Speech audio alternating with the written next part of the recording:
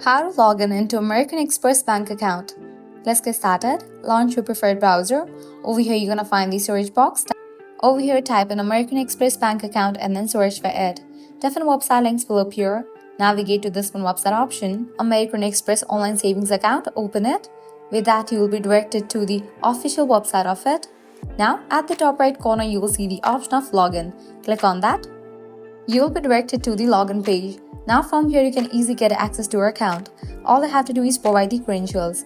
Firstly, type in the user ID, then type in the password, then select the account type. If you want to save your details, check in for the option of Remember Me. In the case you have forgotten the user ID or the password, you can click on this option to recover it. After you provide all the details, click on Login, and just with that, you'll be logged into your American Express bank account. So that's a wrap for this video. At the end, if you guys find this video helpful, don't forget to like, share and subscribe to our channel. Thanks for watching.